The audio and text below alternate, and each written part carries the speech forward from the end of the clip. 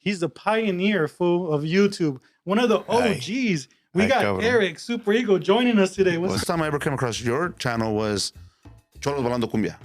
I think that's like... That was a minute. I remember being like really upset that there was this little white boy when we were running around the track just saying, "Viene la migra!" And I was like, who the fuck taught this white boy Spanish? Like, what?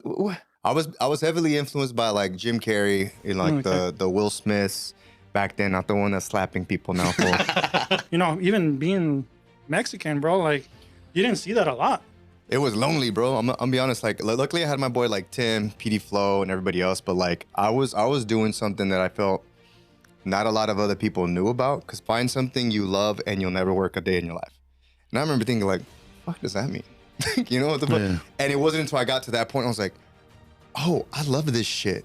Me doing the cholo stuff. You know, there was a minute where I was like, I'm kind of tired of wearing this bandana and drawing these tattoos on my face. I say you. Because they're asking me for something, so I just start saying, yeah. But you say I'm just a friend. Have you felt like pressure to keep up with all the latest trends, and because everything's changed, even now? Like, if I like to act, then I'm gonna challenge myself to do some acting. If I like to try comedy, which is what I'm recently starting to do, you know, I did a show at the Laugh Factory here in Covina. Yep. What's up, everybody? Welcome back to the Cisco and Mike podcast. Damn, Mike, well, been a while, right? It feels a little awkward being up in here. 2.5 months. 2.5? I thought it was like 1.5. We're making it more than it is. Well, I don't even remember. That's how long it's been for. I can't even remember, dog. Anyway, Doc, I want you to know it's our guest, Doc. We got a special guest today. He's the pioneer, fool, of YouTube. One of the OGs. We got Eric Supereeego joining us today. What's going on, bro? Thanks for having me on, man. We appreciate you coming down, bro. It's a rainy day. Yeah, almost canceled, bro. But I was like, fuck it. I almost rescheduled. I think everybody was on that vibe, huh? The rain, I saw the rain. I was like, oh, fuck it. But it's a little more romantic, fool. Just pull up a blanket and we're gonna watch a movie afterwards. Hey, that's true. That's true. Hey, bro, I got a bone to pick with you. I told you I was gonna remember before the podcast. I said, I'm excited. Let's do it, fool. Wait, hang on, real quick. Cheers. Hey, cheers. Thanks for the salud. I'm not drinking, but salud. I always respect that whenever people do that, though. By the way, I'm not drinking, guys. It's been, well, how long we've been off the air. New Year's Eve was the last time I drank, so I'm not drinking. Yeah. So you're not gonna see no drunk Mike. Oh yeah, bro. For a while. People like drunk Mike. He drops it on the podcast. He sounds like he'd be fun, bro. He drops it down low, bro. Damn. Yeah. But nah, bro. All right, so you know what? So what's the whistle? Because of you, dog, this fool's always trying to get into adventures, and he's all cholo and shit all the time. So he got in the military and he got out. Boom. Goes back to saw cholo adventures. He's all into it. He's trying to do some shit, talking like a cholo. Like, fuck, dog. Nah, I've always talked like that. Bro. I've always talked. But one of the things that I picked up when I first got out of the military, this is back in like 2010. I think that's around the time you were. Thanks for your service, bro. Yeah. Well, I appreciate it. I got my brothers all. They also serve. Yeah. Appreciate it, bro. But I got out in 2010, and I think I came across, the first time I ever came across your channel was Cholos Bailando Cumbia. I think that's like... That was a minute. That was a minute ago, that's bro. What I'm saying. It was a long time ago, and I think the first time I came across you, I was like, what the fuck? This is funny. Hey, fool, is that the reason you always try to get down to the cumbias at the parties and shit? I suck, fool. You know what I'm saying? I couldn't do a pasito, yeah. But that was the first video I ever saw, and I was like, oh, shit, Supereeego. And when I got out, I had a lot of time on my hands. You know, I wasn't working. I had just spent 8 years in the Corps. Yeah. And it was hard finding a job, and I was trying to get back into college, and so I had a lot of time. I was watching fucking YouTube, and it was you, and which I found out just recently that he was actually your homie. You guys actually went to high school together. PD Flow. Yeah, Peter Flow. It was Igual a Tres or Supereeego. Igual a Tres, Supereeego. Yeah. And I was back and forth. And I would always be like, damn, who's fucking funnier? Like, damn, who am I going to be loyal to? Like, it was weird. And then I just found out they're homies. I just found out they're like best friends. At the conference, Yeah, bro. I've known that fool since high school. And I've always told this story, bro. I met him in 9th grade, actually. And I remember being like really upset that there was this little white boy when we run around the track just saying, "Viene la migra!" And I was like, who the fuck taught this white boy Spanish? Like, what? And then out of nowhere, like, bro, this fool was speaking more Spanish than me. And then I was just like, God damn. And then like we got closer like in sophomore year because I had like a drama class, and then like our teacher showed this video of this kid doing Star Wars shit, and like there was like a floating drone and shit. I was like, what the fuck is this? And the there goes the fucking his face like a flashlight popping in. What's up, guys? And I was like, this guy just made like a movie. And so my teacher, I remember like he's the one, he's just like, hey, you know, Eric likes to act. he's like, you should use them in your projects. And then like from there, bro, like we started working together, and ever since then, man, like he was the first homie that was like, had a whole entire set, like all his homies in the backyard. He had a script, and he's like, all right, this is what we're gonna do. You know, we just had a fucking camera. And we're like, yo, we could do this shit. Like, that's crazy. This is back before YouTube was a thing, bro. Yeah. So, yeah, what was the question? No, I just said that I didn't know you guys were friends. You were talking about how you met him. So that's how we started. So then, when you met him, you wanted to be an actor. Like that was the thing. I wanted to be an actor before meeting him. Like, so you always wanted to be an actor. Yeah. So that's, and then when you met him, it kind of clicked. If you're like, oh shit, perfect. He's the guy behind the camera. Yeah, and I'm the guy in front of the camera. I was heavily influenced by like Jim Carrey and like the Will Smiths back then, not the one that's slapping people now. But like, bro, brothers. Like I loved just acting and like different characters. When I was a little kid, I didn't understand how someone died in a movie and then they'd be in another movie. And I was like, what? I was like, oh, they're acting, you know? So, and then I grew up around a bunch of homies, you know. My mom dated this dude that did tattoos. He blasted up a bunch of people like in the house. So there was always a bunch of homies coming in. And I was young, dude. I remember just being around them. And they had a name for me too. It was Largo. Largo. I was taller than all of them. And a lot of these was, hey, Largo, don't join the gang life, fool. Don't do it. You know, and I'm over here like pool sharking them, playing fucking because they're all fucked up. And but yeah, man, after that, then that's when I started doing kind of like my own shit, my own videos. But like meeting Peter gave me the confidence to kind of like, oh shit, like I can just grab a camera and I could get my homies and then everything just kind of fell from there, man. Yeah. That's interesting, kind of what we did too, you know, with this shit. Yeah, well, I've always done video. Yeah. I've always been, when I got out, I was actually shooting stuff. I never thought I would be in front of a camera. Honestly, that was not what I wanted to do. Yeah, I always wanted to do. I think I'm more like the PD flow, you know. Yeah, it's more like I wanted to do the equipment. I wanted to do the shots. I wanted to do the fucking angles. I was fascinated by that shit. I think the first time I ever did a video was I did it with him because that's my brother right there. Yeah. And I think, how old were you, fool? Like 10 years old? He was like 10 years old, bro, and he went to sleep in my apartment. This is when I just got out. Okay. And what I did was the Crazy Orange was like big back then. Remember the? Yeah. What's it called? The Crazy Orange? Annoying Orange. Yeah, that shit. It was big, right? Yeah. And I said, well, fuck. Like, and I had seen your videos already. And I was like, why is there no Hispanic naranja or some shit?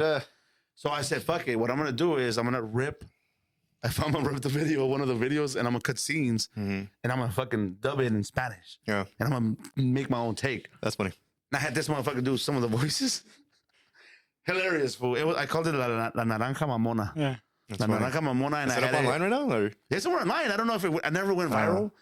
Because check it out. Yeah, check it out. Drop it, fool. Yeah, fuck it. We'll drop TikTok. But the premise of the Naranja was, fucking the Saw guy, the little monito, comes in and he's trying to rape La Naranja. Yeah, this is what I thought in my mind. He's trying to rape La Naranja. But it turns out that La Naranja doesn't mind being raped. And it turns out that the Naranja is going to rape the monito, and now the monito's scared. Because you know how the monito's scary, right? Yeah. So you gotta put a warning though, fool. PG-13. Well, now it's mutual, I guess. If they wanted to. Well, consent. Yeah, it was supposed to be in a funny way, and not condoning rape, nothing like that. It was just. You know what? Maybe you shouldn't drop it anymore. You gotta watch it. You gotta watch it. It's fucking funny, but no, we're not condoning rape. It's one of those. Back then, you know, I think now it's a subject that people are kind of like, no, you don't want to. But back then, I was watching like movies like Not Another Teen Movie. Yeah. All the fucking parodies, the Wayans Brothers, Screams. All the parodies, all the shit, Screams. So to me, it was scary movie. Funny. You know what I mean? Oh, yeah. It's funny because like you got into the YouTube game, like you were actually doing it. For me, YouTube was like brand new up to like 4 or 5 years ago. So I would use it just for like informative videos, DIYs and shit like that. But I didn't know this whole other side like of the entertainment of it. Yeah, they even did a YouTube studio, right? There was an MCN, which was like a whole studio. I think Maker was like one of the very first ones where they would grab a bunch of internet people and they just put them in the same house and they like produce a lot of their content. They'd get like a warehouse like this, create sets, and then like a lot of their creators that were under their umbrella, they'd like just produce their content for them. Yeah.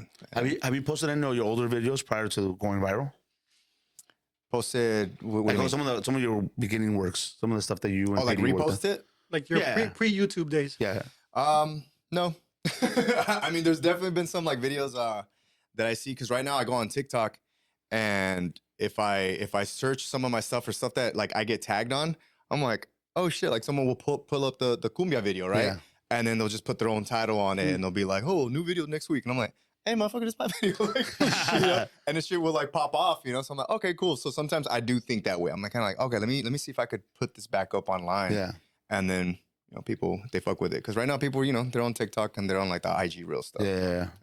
Yeah. Well, a lot of people will always repurpose old stuff. Yeah. Repurpose it. They just add a little twist to it, and it's something new, I guess, or just a new way of adding, or a little.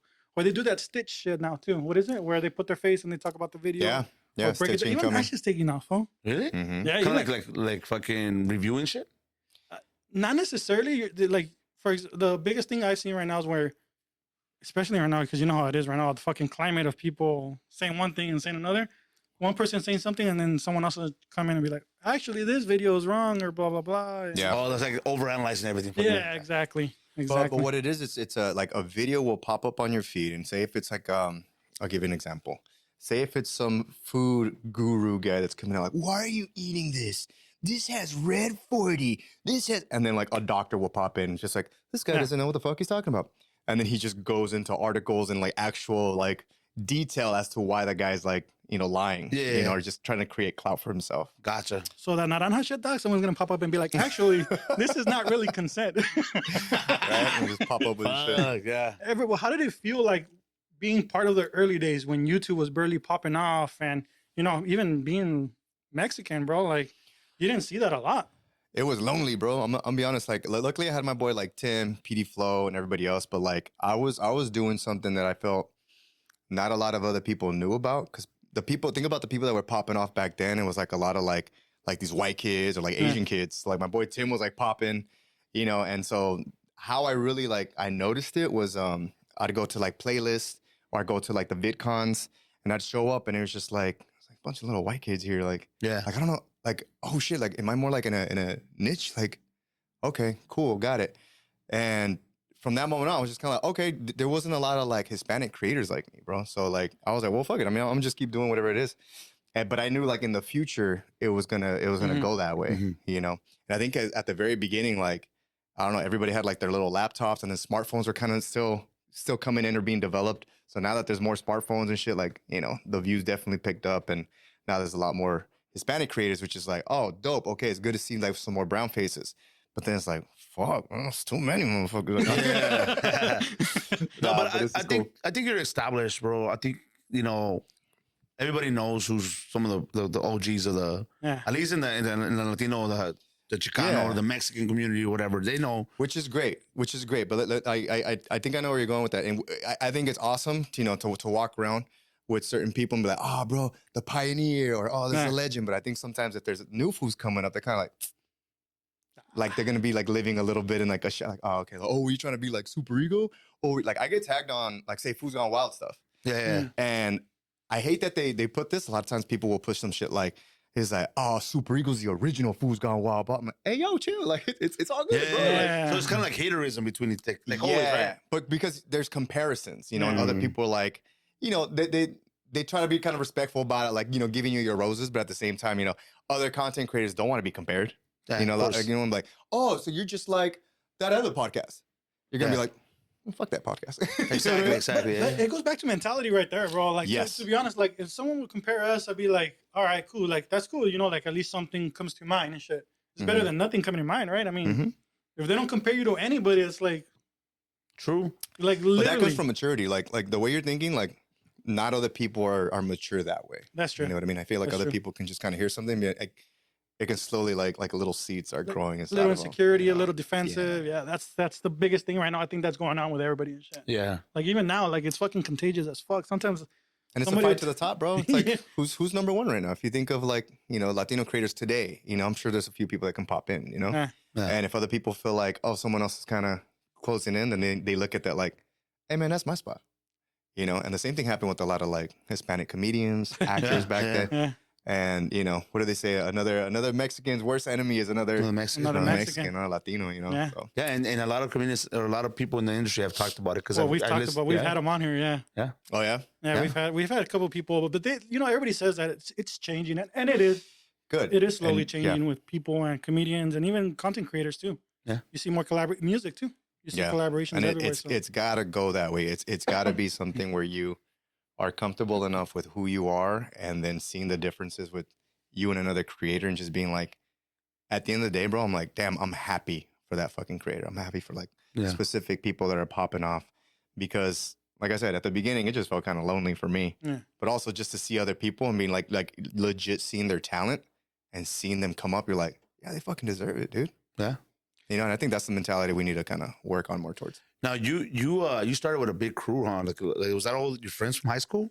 Yeah, or man. is that something that happened as you were going? I got very lucky with my friend group. Like all of us, we all knew we wanted to do like the acting shit, you know, comedy type shit, and so even like back then, like people used to go hard in the comments, you know, some fucking hater shit, like you'll never amount to anything, you'll never bought it. Like, bro, they would go in. Savages, though. And at the beginning, bro, like that shit would get to you. The very beginning, I remember thinking something like, man, that didn't fuck with me at all. I'm just driving, showering, repeating the comment in my head, you know. And eventually, you build like some like callus from it, you know. The maduras, you start looking at it like, oh, is that all you got? Like Thick heard that skin. before. Yeah, you get thick skin, and yeah, man, like little by little, you start getting better at that kind of stuff. But at the very beginning, man, like I remember like the homies were the most important part, because they were like, man, fuck that dude. Bro, in fucking 2 weeks, you're going to forget that fool's name. Yeah. And I was like, oh shit, you're right. You know what I mean? Like, and I'm happy that I stayed on course with some things, because I have heard of other like YouTubers or people that kind of try to do it all by themselves. And then they start to pop off, and then other people start talking shit a little bit, or they start like, oh, isn't that a little embarrassing? And they stop. They stop their creative juices, bro. And luckily I had like a group of friends, like a foundation, where if like I just talked to the homies, like, man, you know, they were kind of saying, you know, like, man, fuck that dude. It's like, just keep doing you. That meant a lot, you know? So, yeah. Speaking of like all the haters and everything like that, did you get backlash for the characters you guys were doing? You know, I mean, cholos and shit like that. You know, obviously you get actual cholos that'll be like, what the fuck, you know? Like, hey, you ain't a real cholo. Did you ever get shit like that? Online, yeah. Online, like I would get hit up by some like random ass, like, I don't know, internet gangbangers or something, you know, that just kind of like, hey, fool, I don't like if I see you on the street. I'm like, all right, fool, for sure. Chances are you're not going to see me and shit. I mean, sure, but I don't know who that is. No. You know, like, I don't even know if that's a real person. But as far as like people that I've bumped into the streets, like if they look like actual homies, you know, probably the scariest one, like there was like we're shooting a Cholo Adventure video, and we shoot them in Southgate. Okay. And they like just skirt, you know, from the fucking car, and then one of them pops their head out, and I was like, damn, this is it. Yeah. Guess we stopped at episode 14. You know, here it goes. Take me, Dosito. But the fool pops his head. I was like, hey, you guys are fucking funny as fuck, homie. Keep it up for the raza. And then they just. I was like, dope. That's probably the biggest compliment. For real. all right, cool. But you know, it's not like I'm doing Cholo content like to be like, ooh, I'm just doing fucking Cholo. Like, you know, like they're just two characters that live in this world where like they can do whatever adventure they want, you know, respectfully. And also, like, I was around that culture a lot. Like, my dad was a fucking Cholo from fucking Wilmington, dude. Yeah. So I remember, like, doing specific things. And if I hit it on the nose and if it was funny, like, people are going to fuck with it. Yeah. But if you're not funny and then you're being disrespectful and you don't know what you're like, you know, people are going to be like, yeah, you might catch his face, fool. You might catch his hands, you know? Yeah. But luckily, it's been a thing where, like, people, like, fuck with it. And they're just like, damn, fool, you were in my childhood. Like, that shit was funny, you know? I'm like, cool.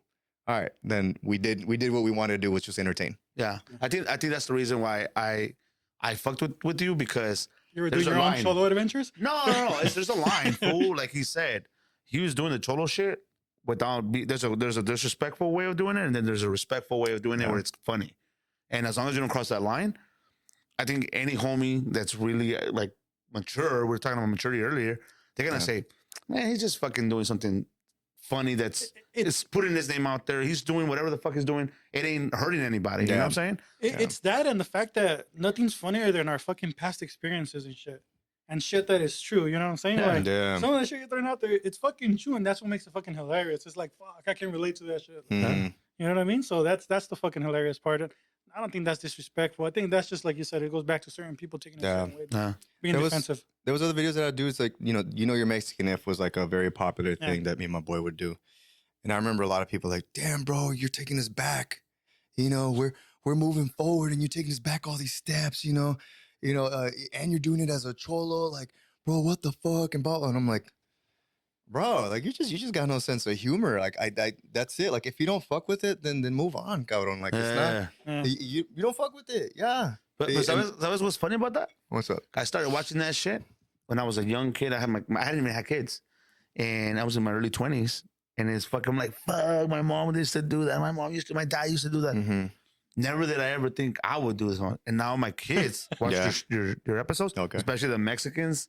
You know, your Mexican if? And they're like, fuck, my dad does it. I'm like, no, what the fuck? You compared me to my dad. So that's just funny because it's like a... But that's what it is, bro. It's like, I feel like we all had the same experience, especially with like our moms or dads. So it's like, when I first was putting it out there, like, nobody else was doing it, right? Like, so I was like, fuck, maybe people will relate to this shit. And then like back then we'd hit like fucking 500 views on a video. We're like, bro, we fucking made it, homie. Like, fuck, like people understand what it is that we're talking about. If you say, you know, the ollas are inside the stove, or why is there foil on top of the stove, or you know, why is all our experience so common? And I think word of mouth is what kind of just like made it take off.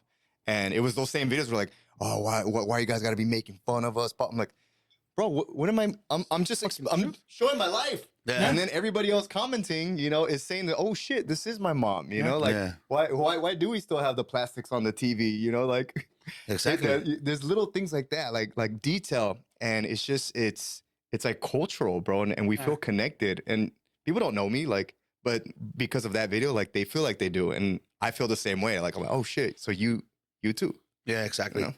That's the beauty of it too, like our culture and shit. Yeah. Like it's so relatable. Like literally, you know, there's so many different states in Mexico and other countries too. Like, you know, I work with someone that's from Peru. He starts telling me some of the shit and it's similar. They just fine tune it a little bit, like a little different. Yeah. And it's fucking hilarious when he tells me shit. It's like, oh shit, like, damn, we're from 2 different fucking continents and it's fucking hilarious. You know? Like, it's the exact same shit. Well, I think that's what everybody wants is to be personable. Like, I'm not gonna sit here and tell you a story or a thing that I didn't live. Sure. It would sound fake, and then you're not gonna relate to me. I'm not gonna relate to you. So I think that's the reason why everybody loves like some of the things that you do, some of the things we do, because they say, "Oh shit, oh shit, I'm the way I am. He's the way he is. You're the way you are." But in a way, we're all connected. You see what I'm saying? But it's about taking that chance, right? I could have easily, you know, been too afraid, because my mom was afraid that I was doing cholo shit, and she was like, "Just be careful, mijo, porque you know you don't know." You don't know what anyone's gonna do. Was there ever a point where you actually thought about quitting? Yeah, there was one point. It was maybe like 2012, 2011, because I started like my channel in 2009, the Supereeego channel. But before that, I had like another random ass channel. But that one was called Shaking My D. I was putting up bullshit. I was actually playing around with like a cholo character there, bro. But when I did Supereeego, then I'm like, you know, a few years into it, I was just kind of like getting burnt out. I was kind of like, where's this going? You know, like I don't know. Because this was before you were getting paid to do YouTube. Like you would just do it because it was fun, man. Before you get monetized. My boy Josh Leva, he went by Yo Muscle Boy. And I had him, before he started his YouTube channel, he's like this buff dude. You know, and he knew my videos and stuff. And he was like, hey, man, I don't know if you're looking for a roommate. And I had just moved out of my mom's. And I was like, fuck it, bro. Yeah. I got an extra room. And so after that, he was just so involved with like the YouTube. He's like, so listen, bro, like, okay, so whenever you do your thumbnail, like, how do you get into, hey, bro, so whenever you do this video, like, dude, you're so good. Like, he's a really good person that's like complimenting you and like looking in your eyes and having a conversation. Like, bro, he fired me back up actually. Because he wanted to start his own channel and he started doing his things and he had a weekly schedule and I was just like, holy shit. So it kind of kept my brain going and it excited me to continue doing more videos. So yeah, man, I wanted to quit for a minute, but because he came in as like someone that like I kind of took under my wing to like show him some of the stuff that I've learned, like it reignited me. So Yeah, that was one time where I almost quit. That's crazy. I mean, fool, it gets hard. I mean, even the point before, like you said, it was just for fun. Now there's an incentive, like to kind of continue it, and it's to be honest, it's careers. They're careers now. Yeah. Being a content creator is a career now. Yeah. So back then, like for fun, damn, I gotta give you props for that because, I mean, we do shit for fun too, but it's like fuck. After a while, it's like all right. Yeah, and I mean, and I remember at one point también dijeron que they were YouTube was gonna shut down. Remember? I think there was a time where they said YouTube has reached its limits. I remember reading this. There's gonna be a point or something like that, right? That YouTube can't handle the amount of videos being submitted, and this is back in like early 2010s, 2011, 2012s. So I remember I was like, fuck, what's gonna happen to all the people making videos? Because that's around the time I wanted to make videos. I had just gotten out of the military, and I'm telling you, I'm making this fucking little video. I'm doing all these fucking intros that I'm gonna use on my videos, and I'm like, well, fuck, maybe I shouldn't start because if it shuts down, I'm not gonna make it at all. Like I'm just wasting my time. Yeah. So I think I remember that. I'm not sure. Yeah, it was. I think it was just a rumor, bro. Because I mean, YouTube was popping out, right? Could have been a thing, but I had gotten into a point where like I had to make a choice. I was like, am I going to continue this? I mean, obviously, I was working at California Pizza Kitchen, like so I had like another job, and then I was doing like an after school program. I was helping kids like with like the homework and shit. And when I made the decision to like leave that job was whenever the kids there started to notice me. They're like, oh, it is him. That is the guy. I was like, what's up, man? Because some of the videos like I had posted, but then they were like popping off more each year. Yeah. Forgot what had happened. They're popping off each year, and then I started getting fucking paid. Like I got my first little check, because Google had acquired YouTube, right? So they took over. And then you just submit an application, and then you were starting to make like some money. And then I remember like the first check, I was just kind of like, okay, cool. It was like $170 or something like that. I'm like, what the fuck? If this is okay, this is something that could, and eventually started getting to like, 800 to 1,000. And I was like, I think I can quit my job, man. Like, I'm going to try to do this full time. And I remember telling my mom about it too. And she was like, she goes, just get me like a college degree. And I said, say less. I came back with an AA from Cerritos College. Like, I'm out. Hey, what was it in? Political science, some bullshit. Something that I was talking to the counselor. I thought he was just saying Chicano studies. Everybody does Chicano studies. Could have been. Now that you mention it, fuck. That's the one you realized. I should have said. So that's the one you realized you made it when you started getting paid. Not that I made it, but like it confirmed something that I learned very early on in my life, which was older people always tell me like, find something you love and you'll never work a day in your life. And I remember thinking like, what does that mean? What the fuck? Yeah. And it wasn't until I got to that point I was like, oh, I love this shit and I'm getting paid for it. Then you're headed the right way. Mm-hmm. It's not hurting anybody. Like if you're really like into it and you feel like there's still more for you to grow, like bro, that's been me throughout my entire 20s from that moment on. What about now, bro? Because you've been in this for a while now. Like, is it still that same feeling? Because I mean, like any job, like you start a job, you start a career, you love it, and then you hit that point where it's like, fuck, okay. Yeah. Damn, that's a good fucking question. And then now it's like, okay, you find that love again for it. Like, especially me, like even my work, like sometimes like, fuck, like I don't want to go to work and shit. Mm-hmm. I'm my own fucking boss and I'm complaining and shit. It's like, what? Like, yeah. But we all have that feeling. I think sometimes you get lost in your own sauce, right? So something about me doing the cholo stuff, there was a minute where I was like, I'm kind of tired of wearing this bandana and drawing these tattoos on my face. I'm like, so I would try new things on the YouTube channel. So I'll just tell you kind of like in my 20s, I would try different skits and stuff like that. And of course, the right hard, that they were just like, hey, bro, like this was cool, but where's the cholo? Where's the cholo videos, bro? Like, nah, just stick to the cholo stuff. And I was like, I realized I was like, oh shit, like there's conflict here, like. But I had to make a decision there too. I was like, I got to challenge like my viewers that I can do other things. Yeah. I'm not like a one-trick pony. Gotcha. I'm not in a box, So when I started coming up with other skits, then I saw what worked, what didn't. I was like, okay, let me try this again. So I'd go back in, I'd get back in the lab and I'd start putting some of this and that. And then I was like, ooh, this is working. I'm like, okay, cool. So I started doing other things and I'm happy I did. Like for me, like I'm a big fan of like MJ, right? Mm-hmm. Love Michael Jackson. And I was like, how am I going to incorporate this fool in like in shit, you know, like I wanted like to do some like songs too, like parodies. So I was like, okay, let me do the song. Let me put the cholo in it. You know, I have this idea for a Just a Friend music video. I'm like, I wrote it out. I was like, I just need a girl, and I'm like, let's shoot it. I remember like whenever I it was done, and like I had a homegirl edit it for me actually, and I watched it and I fucking hated it. I was like, stupid.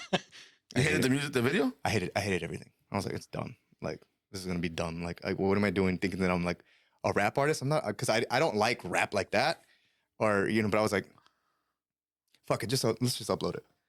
And bro, to this day, I'm like, I'm the happiest about that video. You know, like I did another video. It was like the way you make me feel, and I did like a whole back alley. You know, we shot it in LA, and we shot it from like midnight all the way till 5 a.m. And we had a whole little dance for it, and I was like, what the fuck am I doing? Why am I doing this shit? And again, I uploaded it, and I'm happy I did it because that shit fucking took off. You have to be your biggest critic, bro. I'm really bad at it. You have to be. Like, we have to be our biggest critic and our biggest fan and shit. So, you know, it's crazy. I'm fucking laughing as he's saying that they're Just a Friend video. Because you one time at the club that you were telling that one girl that you were like Michael Jackson? Nah. And you started doing the little thing? No, I showed it to my daughters. And because my daughter's teenagers right now. And now when they piss me off and they're like, Dad, they know that they do that, Dad. I'm like, you. I say just like you. Because they're asking me for something, so I just start saying, "Yeah." But you say I'm just a friend, and it pisses them off. So I sing that. That's just a funny video if you ever watch it. Thanks, so yeah, that's funny that I'm laughing here as you're saying it. It just brought a memory. So yeah, man. What about the Michael Jackson shit though? Huh? I don't remember that Michael Jackson shit. Was I drunk? Yeah, fool, you were fucking drunk, fool. It was drunk Mike. See, drunk Mike. What did I do? You were talking to some girl, and then Michael Jackson came on. I think it was at Saddle Ranch, fool, too. That was a while ago. And Saddle Ranch. Yeah, damn. dude. You started, damn. Billie Jean was on or some shit. Oh, I said Jelly Bean or some shit. Yeah, I remember now. You did the nut grab with the toe thing. I did this shit. Yeah, I remember doing that. And she's like, you do it just like him. We're like, what the fuck? This That's hilarious. That's hilarious. That shit was fucking hilarious. That's funny. And after that, like for like 3 days straight, fool, this was just doing that shit. Nah, fool, I do it like just like I pick up bitches like this, fool. But anyways, but we want to get back on topic. So, you know, you're doing all this YouTube stuff, even now, content creating. Have you felt like pressure to keep up with all the latest trends? And because everything's changed. Even now, like YouTube has become a short form and like reels, shorts, you know, the TikToks, things like that. There's shorts, and then there's like podcasts, which is what I feel a lot of people, you know, are fucking with right now. Yeah. As far as skits, because that was my jam, bro. Like I was just always doing skits. I'll try to come back out of nowhere and just be like, let's give them one more, you know, you're Mexican if. And these used to be like my bread and butter, bro. You know, we put them up and they'd get like a good meal within that week.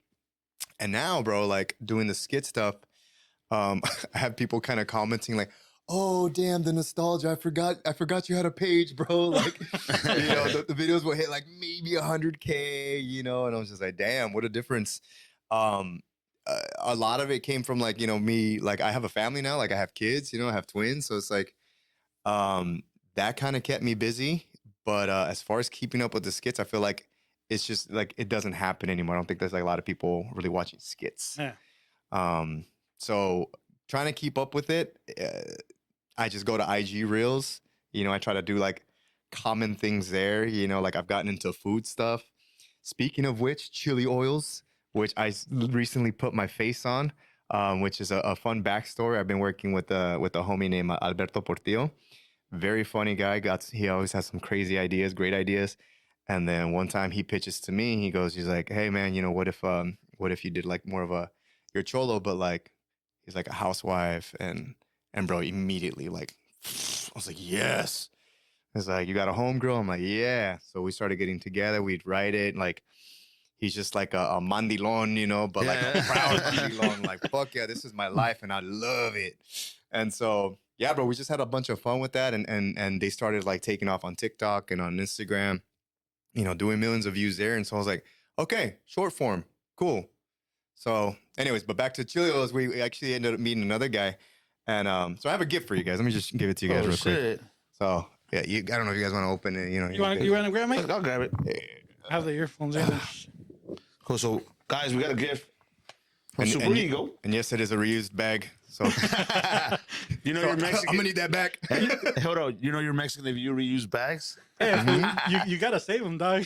I know. I'm gonna save it too. Look how wrinkled it is, fool. Yeah. Here we go. Here we go. Still early. All right, guys. Damn, look at that. We got the sweet fool in the house. The sweet fool. What does the name mean? Where does this name come from? Why the sweet fool? So sweet food, that one is so it's a chili oil. So like you know, say like a chile de árbol, olive oil, cashews, and then a kiss of honey. Gotcha. So it's the right blend of spice and you know, so a it's little not sweet. So it's not as spicy. Some people think it's still very spicy. So it's like for a- the soft cholos right here. Yeah. Mango habanero-ish. We might be working on new flavors, but if you turn it around, you're asking about like how hot they are. You look I at was the just gonna socks. say that. The sock we checks? got a sock meter. Okay. So we got. Do you have to compare it to the socks or? If it's ankle sock, then it's a nice, you know, like if it's middle sock, you know, mid Nice. socks. Yeah. High Let's check out socks. the other I one. mean, Let's it's check out hot. the other ones. But Medium sock, dog. All Yeah, right. that's a medium. that one's like one of our top sellers.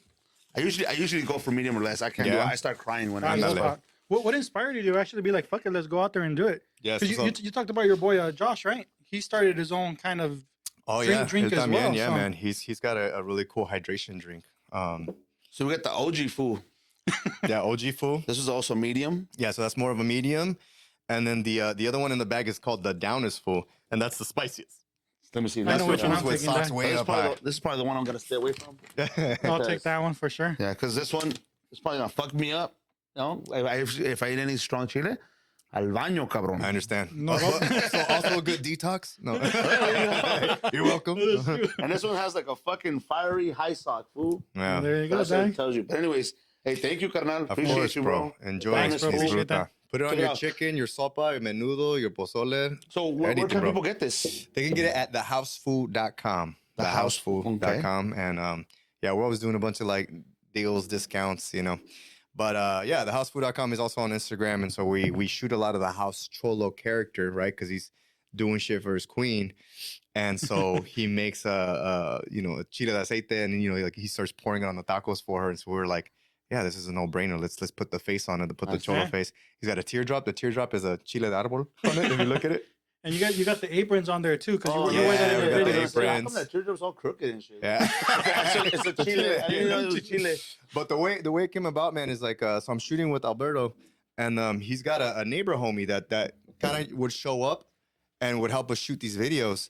And then one day, bro, randomly he shows up with like a chili jar. He goes, "Hey, bro, like can we get a picture with the chili jar?" And I'm like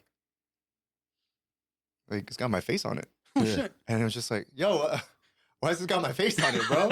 And he looks at the other Albert, and he goes, "He didn't tell you?" I was like, "Oh shit!" So basically, man, like he had this idea. His family, this is his family's recipe. Oh, Like shit. his parents are Mexican, and they're involved in like the manufacturing world and creating things. And like his mom makes a bomb ass like salsa macha, right? So it's Yeah. like a chili oil, basically, right? So he just put two and two together. He goes, you know, like if I get like a content creator like you, put your face on it, you sell it to your fans, you know. I'm like, well, shit, I gotta try it, bro. I gotta try it. Yeah. And when I first tried it, I was like, ooh, goddamn. I was like, hey, bro, you got any other versions of this? You know, like maybe like a sweeter version. I know the hot will do good because you know hot ones and Yeah. that shit pops out. Like Yeah. people like to challenge themselves. Yeah. So we came back and we came up with different names for them, and we all were like, oh, what if that one's sweet fool? The other one's OG fool, and then the down is fool. So yeah, man, thehousefood.com, and that's how it happened. And now we're talking to hopefully get into, you know, like Sprouts and shit like that. So, Yeah, that's dope, bro. yeah, Has man. that been a challenge? Because you said you like challenges, right? You were challenging yourself with new content. Now you're throwing yourself out there with like, you know, like with the merch and sauces and Yeah. things like that. It's different, bro. Yeah, it excited me. I was like, yeah, why not? You know, especially if I liked it, like when I put it on my food, like, bro, I was like for a whole, like to this day, I still put it on all my food, you know, and it's a good detox. Yeah. It depends on the No, I day, you mean, know. When my stomach's not being a bitch. To be honest with you, I probably put that on my. I'm not eating like that no more, but Chinese food. Because every time you go to Perfect, Chinese right, food, You're the little fucking little ass. the little black one, I've always asked, do you have the chili oil? And then some Yeah. Chinese places are like, no, and they give you the sriracha. I don't Mhm. like sriracha. I'm Yeah. not a big fan of sriracha. Love but the sriracha. chili oil, We had a deep ass conversation about sriracha earlier. Yeah, no, the chili oil to me is better yeah, because it's a mix. It has the peppers and it has the oil that spreads yeah, around. man. So hey, thank you for the gift, bro. Yeah, I of course, appreciate man. it. Enjoy, and You know, if you guys want some more, I got you. And you should offer monthly subscriptions. Hey, Should, Kind of like Amazon does that. Amazon does like that with like just, some calzones too, like signed yeah, there you calzones. go. Used or not used. I keep getting fucking coffee, bro, and I forget to fucking cancel it. and I have like bags of coffee, fool, and I'm just like, fucking shit. I'm not even drinking Is coffee. it like Yeah. a special coffee or? It's a mushroom coffee, not Cabrón. psychedelic, not psychedelic.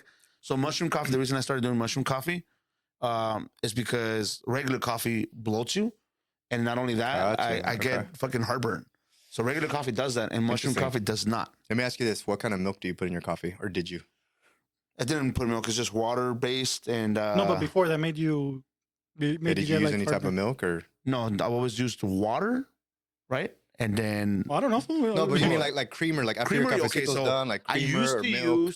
use like the regular ones you find in stores, like the $3 like I can't remember the brands, but I found out that they have oil in them.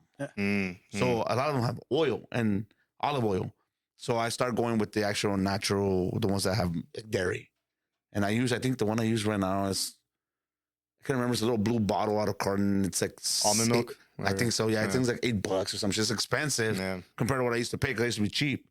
But then this shit will fuck me up. Hey, Gotcha. this is random as fuck. But is anybody else getting like lactose intolerant as we get older and shit? Yeah. I think so. It's been happening to me. Like I can only like non-fat milk or like almond milk. Yeah. That's I it. do Like regular coconut milk, bro. Okay, Yeah, coconut milk is good. Yeah. And like regular milk now is like fuck. I can taste it right away. Like I'm like, oh yeah, I Yeah. can drink this shit. Just I think start- it's all the shit to put in the milk now, fool.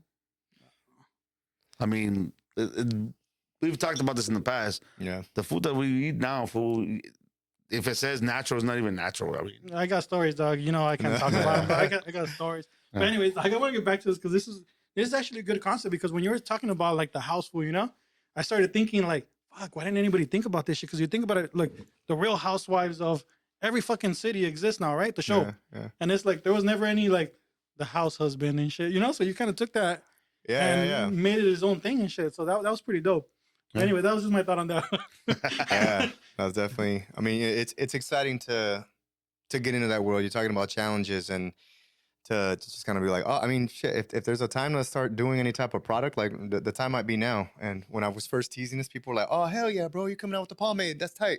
I'm like, no. Like it's Chili like, oh shit, okay, so you're selling like what, weed or like? I'm like, nah. I'm like, shit, you know, now that I thought about it, hey, that's a good idea, fool. Maybe we should get into like The like CBD hemp oil or or the some hemp shit. oils? yeah, the house fool comes up with some weed nuggets or something. Yeah, Now, you're a family man now, right? yeah, no. How has your mentality changed, bro?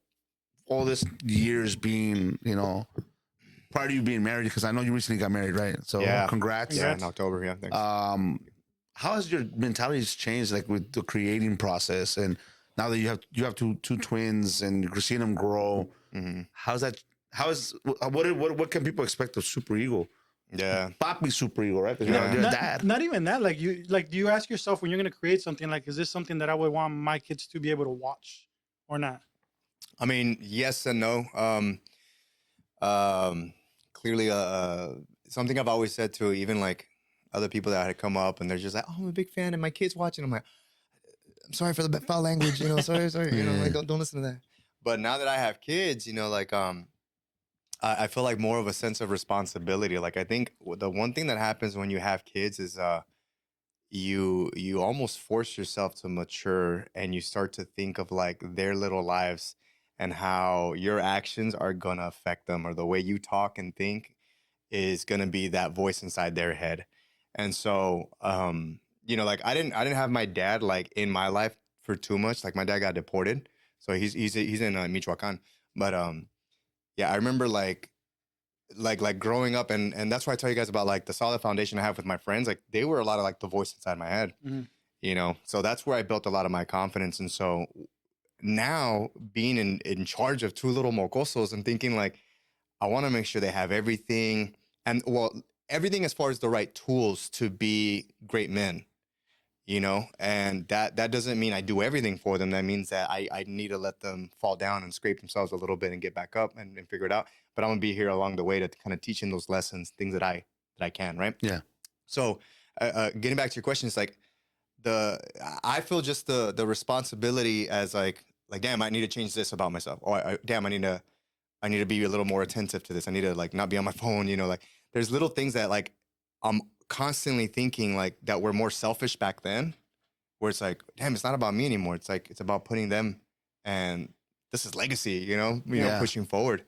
But it's been crazy and very challenging at times, you know, because I still make, you know, like specific videos or whatnot. Like I've definitely toned down a lot of the you know, the sexual content, you know, especially not being married, you know, but like there's things that like I've started to see like, okay, what is it that I really want to do right now? And I'm not going to damn, what's the word I'm trying to look for?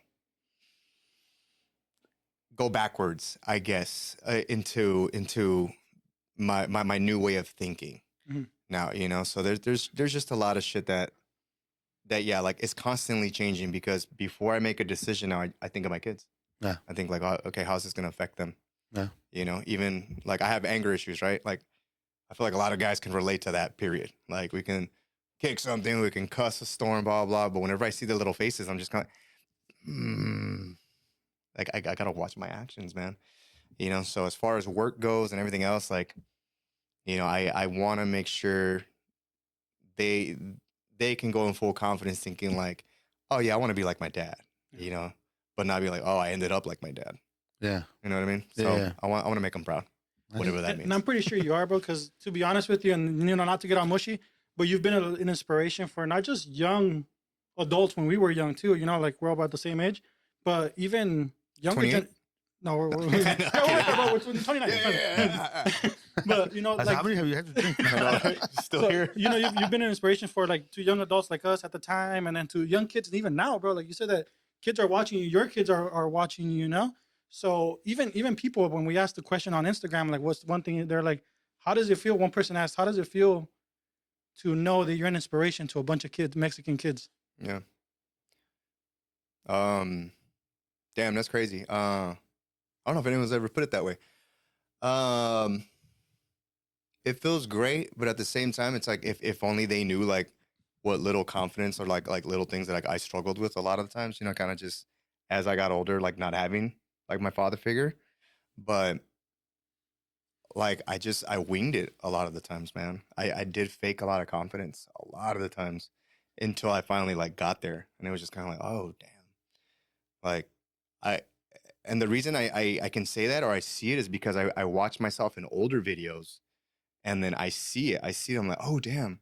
At this time I was struggling with this, or at that time I was dealing with this bullshit, you know. And I'm like, damn, I hit it pretty well. You know what I mean? Like, so it's crazy to see that kind of stuff and to get those type of compliments, and just I think since I was younger, I always just thought very positive. Like, it's okay going through something. Everyone's always going through something, but just stay positive and stay on the right track. And I didn't realize how important that was, because saying that kind of stuff to myself really made me believe it until I actually believed it, you know, like, and hearing sentences like that, like, damn, you were an inspiration. Like, damn, bro, like, then great. I'm glad I stayed on the right track as far as that goes. But it's like, if you peel back, you know, look under the rug, you're like, damn, there's a lot of insecurity. There's a lot of like shit that I just wasn't, you know, happy with in my own life. But long answer, but short. Like, it feels great. Feels great. I think we all go through shit. I mean, we talk about it before all the time, for false pride and false ego and false confidence, dog. Like, we all go through that shit. But I think, like he said, is at the end of the day, is what you do with it, because there's many paths, but ultimately there's two paths. You either do the right thing or the wrong thing, and a lot of people get caught up in the wrong thing. Yeah, and it's hard for that shit to get out, bro. I mean, I've been there. And it's forward thinking too, Doug. Like you said, you can't go backwards and shit. Like, you gotta. Yeah. We've been there, done that, where we've made the wrong decisions, we've reacted the wrong way and shit. For sure. But it's like, all right, now I know better, then I can't do that shit. I can't act the same way. I can't react the same way. I know, and like, I'll speak for myself. There was times when I would make a bad decision, and I'm say, well, fuck it, I already made the bad decision. Might as well make the worst decision. You know what I'm saying? Why are you talking in the past tense, dog? You still do. Nah, you know what I mean. Yeah. No, so kudos to you, bro, for coming out of that shit. Because honestly, going back to your videos, from what I remember, you're right. You would never know, unless you say you peel it off, peel the carpet. And that's the negative thing about fucking social media and YouTube. We talked about it. That all the time. We talked about that earlier. You know, we're talking about People see an image of whatever's on there, and they don't see the truth. But the term influencer has a negative connotation because you see all the good fool and people are sometimes are influencing negatively. You know what I'm saying? So there's a positive way and a negative way. And we talked about how like even now people don't like to be called influencers anymore because for that same reason. Because in reality is we all fucking have struggles, dog. Yeah, but a lot of it's like also like so you don't think you're being an influence, but like but people are following you because they mess with you. They understand. Like, oh, he's my people. Like I like that. Oh, I like his humor. But like that's why there's like so many celebrities where right, like you can see someone. I remember so I'll give an example. Justin Bieber. Okay, let's talk about this guy. He started at such a young age, and I remember thinking like, damn, he's just a kid. Yeah. And then he was getting in trouble, and then like low key he was like getting like molested by hosts and people like on TV like you smell so good. You can watch a compilation of this on YouTube where like people are low key like abusing this like and they didn't respect his space and they kind of just like because he already had so many girls just wanting him, so they would cross a boundary with this kid, and so to get that famous at such a young age. Like I remember thinking like, damn, I feel like I can sympathize a little bit as to what he's going through. Not empathize, like I wasn't at his, but I like sympathize in like the way like that poor kid, like dude, like he's gonna grow up a little fucked up. Yeah. You hear the MJ story, you hear all this other, so you see him, and I feel like he barely made it out alive, bro. Like he went through his bad phase, he went through some stupid dumb shit, but it's like, because and other people, what do they complain about? This little brat snot, millionaire kid can't get his shit together. That, and it's just like, bro, you haven't walked in his shoes yet. And so I think something that a lot of people can really learn is like to have sympathy or at least just a bit of like substance of understanding where somebody comes from first. Because, bro, we can all judge. It's very easy to judge. What's harder to do is to understand why. Understand the why someone is going through some shit. And that's something I feel like I learned early on. So I remember like hearing about his story. I'm like, he fucked up. Yeah, he fucked up. That was very stupid. But at the same time, like, what's his circle? It's probably a bunch of yes fucking people. Oh yeah, 100%. Oh yeah, Bieber, you can do whatever you want. Yeah. Oh yeah, Bieber. So it's just it's crazy because that comes back to like people like, oh, and he's supposed to be an influencer for the youth. I was like, nah, he doesn't hold that burden, that responsibility, dude. Like. He's just a kid that, good looking kid. He makes music. You guys fuck with it. But at the same time, we don't know what paparazzi looks like. We don't know what it's like to have flashes. You're just trying to leave a fucking restaurant and, you get bombarded. You have a bunch of money. You don't know what to do. You've seen the whole world. You become numb to almost screaming fans. At that point, like, what do you do?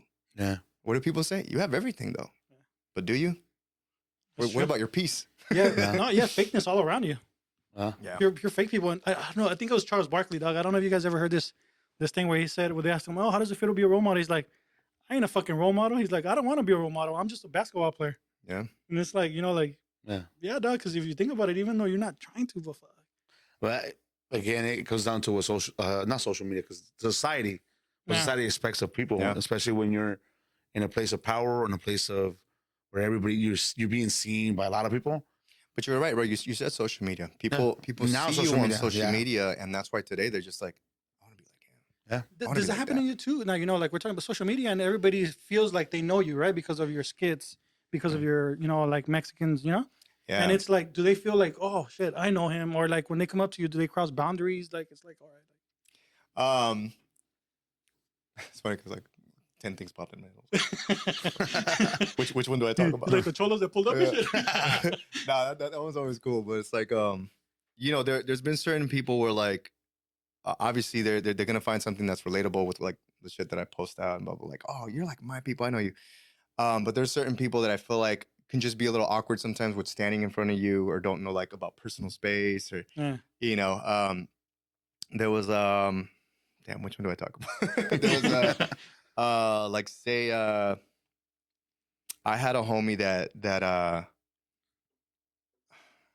I wasn't okay. No, that's a homie. You guys talk about like fan experiences.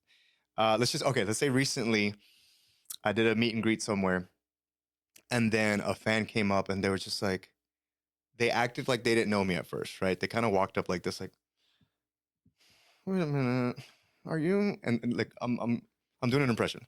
Are you the guy that does like a video? Like, which one? I was like, yeah. How you doing? Nice to meet you. Blah blah. You know, I'm trying to be as welcoming as I try to reciprocate. And they're just like, oh, that's crazy. I just and then like they pull out their phone and they're like recording me. From that point, I'm like, cool. Like trying to be low key. I guess. But what the fuck was the point of that? Yeah, I don't know. But they're like, so like I enjoyed your videos, blah blah. And I'm just going with the flow. You know, I'm just kind of like, well, thank you. You know, I really appreciate it. You were my childhood. Like, you know, I'm like, cool.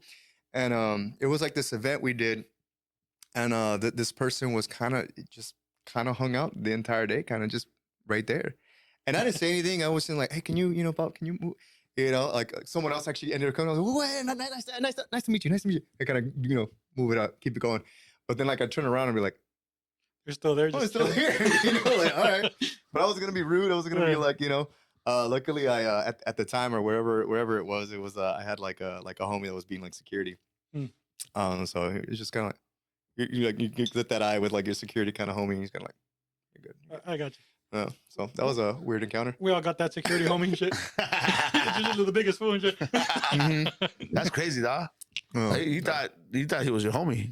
He was just like that's what I'm saying. It's like certain people will kind of come up like because they basically know your whole life. Like if I've been doing this shit for 15, 16 years, then they're gonna be like, I watch you. Like I know you. Like you're like a part of my mom's like your mom. My dad's like they grew up with you. They grew up with me. So a lot of people can keep it moving. Like they say what's up. And we'll do a video. We'll take a picture. I'm very happy to do it. I'm always down, but like sometimes some people kind of just like will stand there and a little awkwardness. Like, that's crazy. I want to ask, bro, because you're doing a little bit of everything, right? You're an entrepreneur. You're a comedian. You're doing stand up. What do you consider yourself? Like, are you just comedy, like, I don't know, how do you say entertainer, just an entertainer? Are you a comedian? What do you want to label yourself as? Or if you want to label yourself? I'm just someone that likes to challenge themselves to do things that I like. So if I like to act, then I'm going to challenge myself to do some acting. If I like to try comedy, which is what I'm recently starting to do, I did a show at the Laugh Factory here in Covina. Yep. April. Second one coming in April.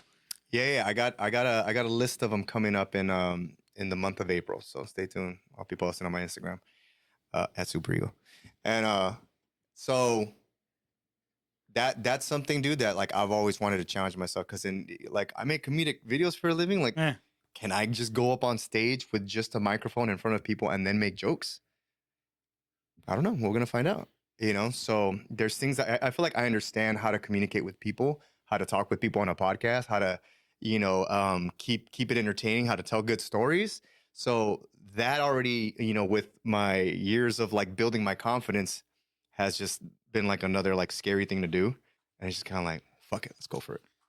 And I'll tell you right now, dude, like there was one time I did the very first time, like what really challenged me to do like stand-up comedy.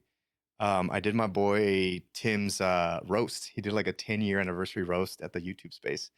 And I wasn't doing too hot, bro. Like I was, everybody was up there. They were killing it, these other YouTubers. And I went up and like my jokes were just kind of mid. I didn't practice it, so like my timing was off.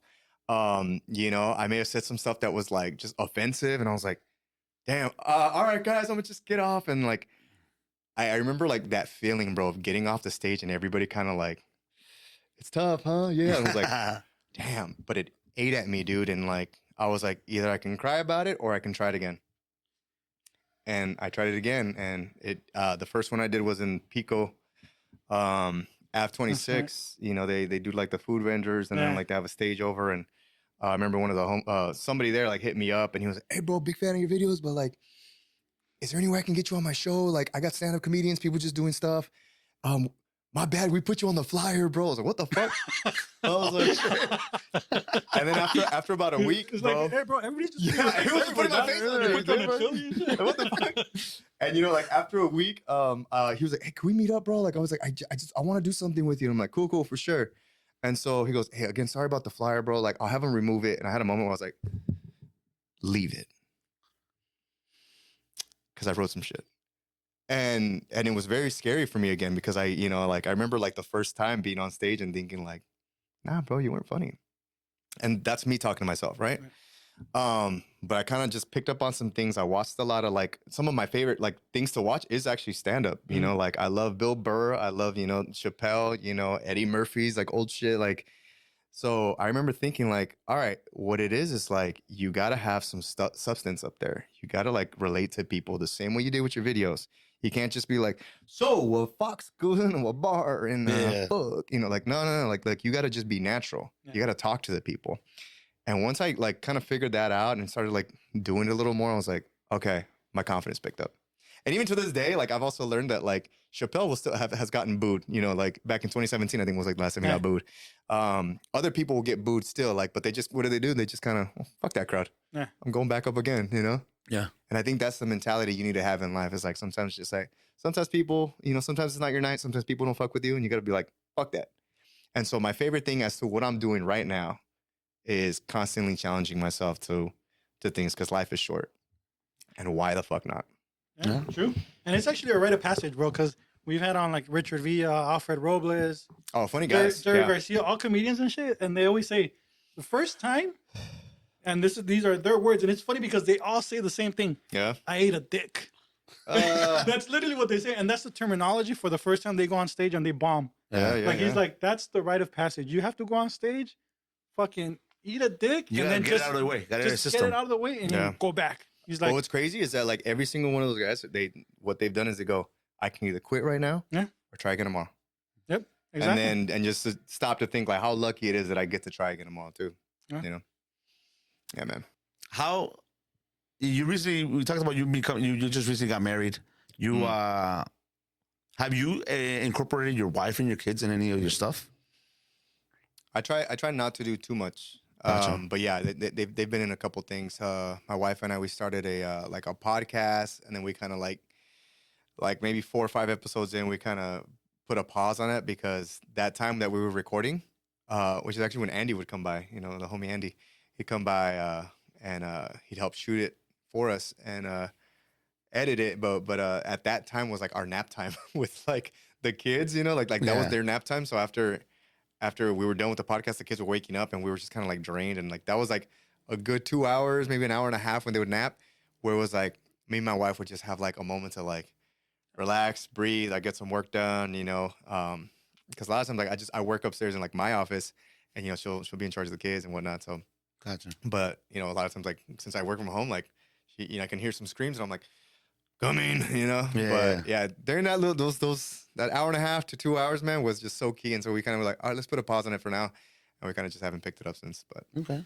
And speaking of podcasts, you teased a little something on your Instagram with you and PD Flow and Alex, right? Yeah. So you guys are working on a podcast as well. Yeah, man, we got a podcast. We're gonna start like stockpiling a little bit. We got 2 episodes in the can.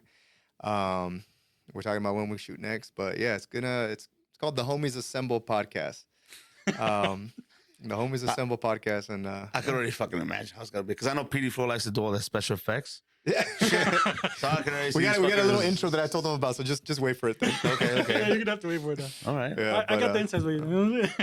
It's cool. I can't wait for that shit to happen because it's gonna be fun. Yeah, thanks, bro. So what's next for you, bro? So we've seen other content creators dip their feet into acting. You talked about wanting to be an actor. Mm-hmm. Do you see yourself doing any like movies or being an extra on one of the homies' productions or something like that? Yeah, I definitely feel like acting has always been like very close to my heart, man. Like I love to act. I love to play characters. The way I see certain movies and the industry go, sometimes I'm kind of like, I don't know. Sometimes, like certain roles or how they treat people, basically too. It just kind of sucks.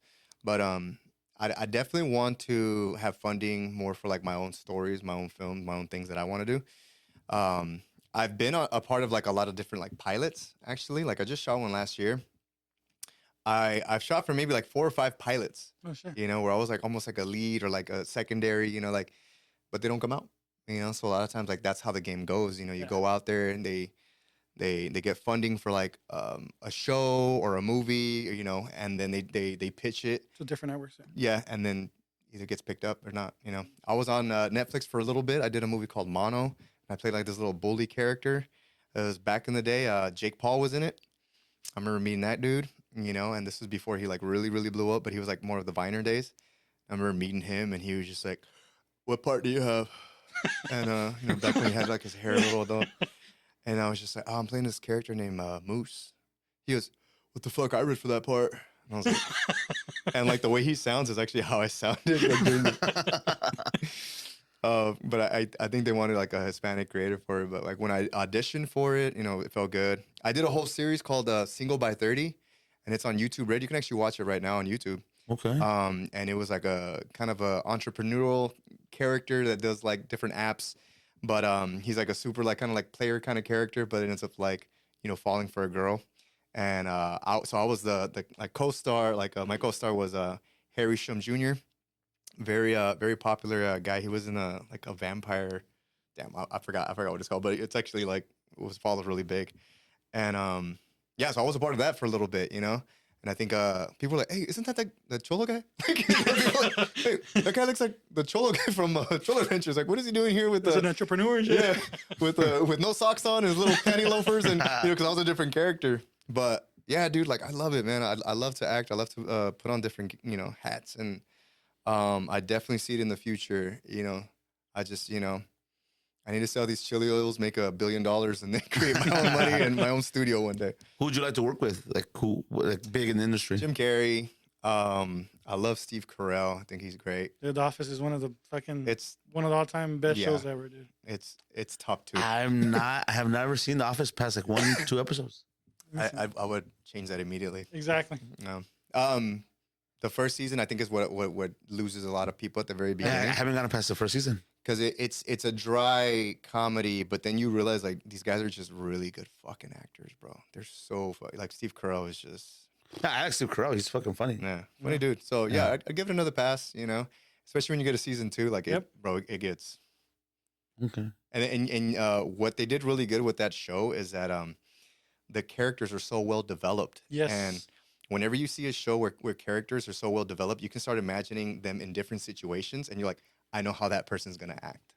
You know, you can say maybe like Eagle the Cholo. Oh, what if you put him at Knott's Berry Farm? Like, what would he be like? You know, like that's whenever you understand, like, oh, okay, like I've like really liked specific characters, and this one with that one or a situation, you know how it's gonna go down. So even the minor characters like Kevin, Phyllis, those are characters that you grow to love, and they have like minor speaking roles. You know, like and it's like it's crazy because you're like, damn, what happened? I wonder what happened to this character at the end. You know, like I wonder what happened, and like it's a dope show. You gotta get into it, but the dynamics with that, it's fucking great. Jim Carrey too. Jim Carrey's fucking. Oh yeah, he's done all time great. Yeah. Truman Show, one of the best movies, underrated movie. I think people didn't like it when it first came out because they were like, "Nah, go back to the silly shit." Exactly, they put him in a box. They put him in a box and shit. But that movie, like, it's one of my favorites. Right? Yeah, exactly. And he did it.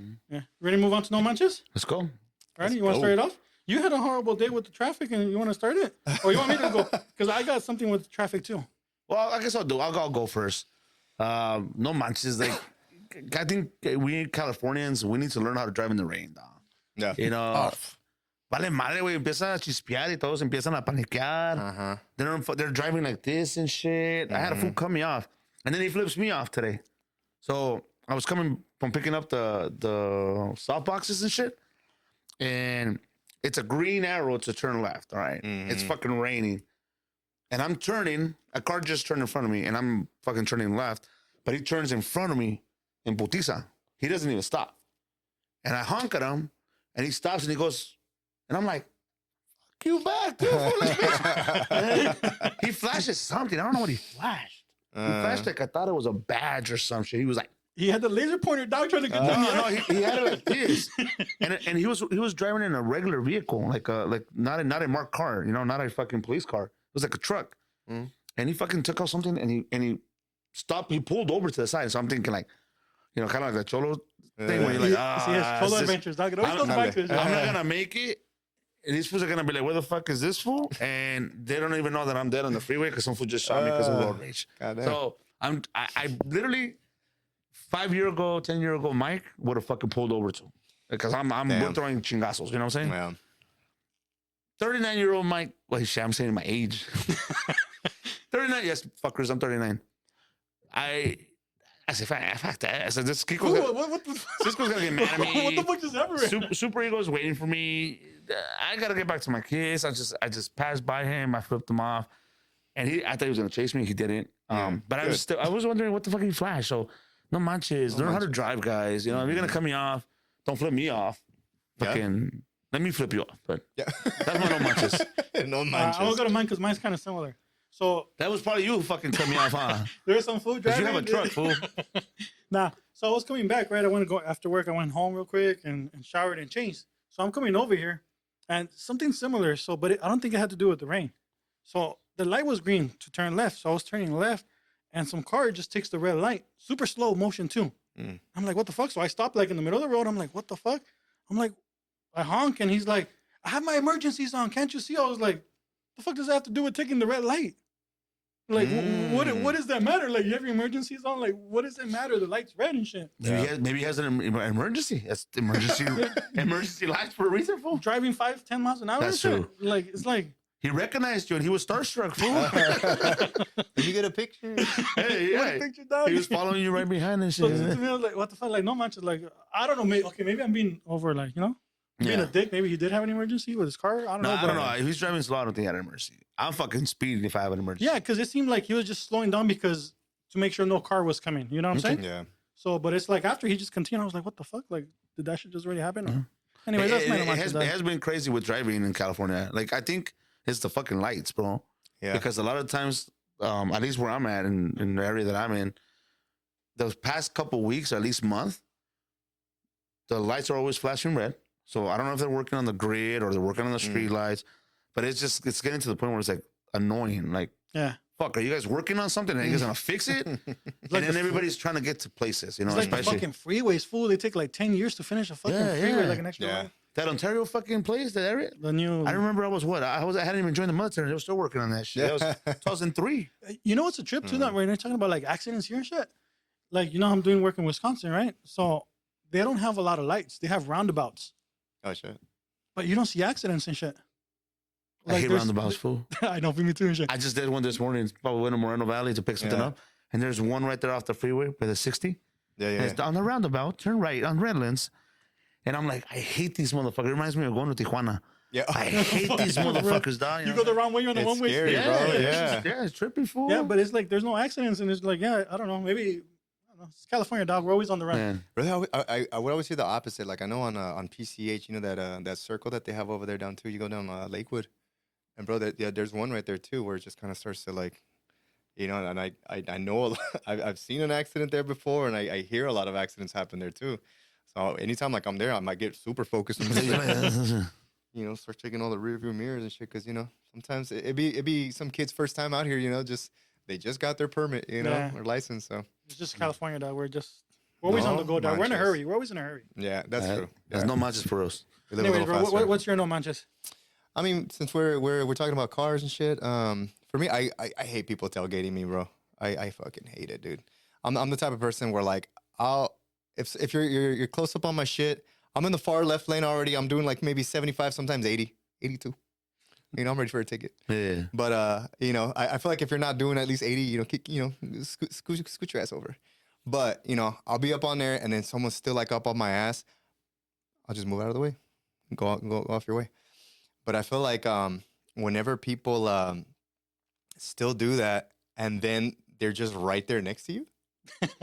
No manches. Yeah. What are you doing for? Yeah. Like, go. You're free to go. Andale, lassie, go, run, bro. Like, you know, I don't know why I said lassie, but you know what I mean. But like, bro, were you just trying to get in front? Do you not like having a car in front? They're just trying to go 83, dog. I don't know. No, but that's I hate that shit too. That doesn't make sense to me. Yeah, it's like pásame, güey. Yeah. O dejate paso. No, the other one too is when they're tailgating you, but there's a fucking open lane next to you and shit. That, bro, that también. Okay, I'm gonna reverse it. I'm gonna go. I hate motherfuckers that drive slow on the left lanes when there's the fucking slow lanes on the right lanes. Which is fast on the left, fast on far left. Is that okay? Is that per California, like the highway, the Nah, I DMV? think that's just Or is it coastal. just us in society saying Yeah. left lanes are fast, right lanes are slow? Yeah, I think that's like the rule. That's yeah, the rule? Like you're keep it moving over here. If you're driving a little slower, that's why they say the trucks are on off to the far right. Because they're the speed. Yeah, bro. Like for me, it's always kind of been that way. Like even my ass sometimes I'm like, I don't feel like I'm not in a rush today. Like I'm gonna stay my ass in the middle lane. Yeah. And even then I'm just kind of like, hey, bro, it's open over there. Kindly, fucking get off my ass. That's another thing too. He mentioned trucks. I fucking hate. Damn fool, you're just going nuts today. 2024 fools, the year of revelations. No, trucks. Yeah. I've always said. Hey, dog, watch it. I just drove. No, not trucks. Like semis. Semis. Semis in Spanish way. Semis way. Semis way. Dije semis when it's I got something about that, way. by the way. I'm gonna ask you guys a question in Spanish. Okay. Yeah. Okay. So I was driving from, where I drive from, pretty far, and you drove from same area. Yeah. Why the fuck, and excuse my language, but why the fuck the trailers, semis, why did they drive in the highest peak, like in the high traffic area peak times where people are getting off of work?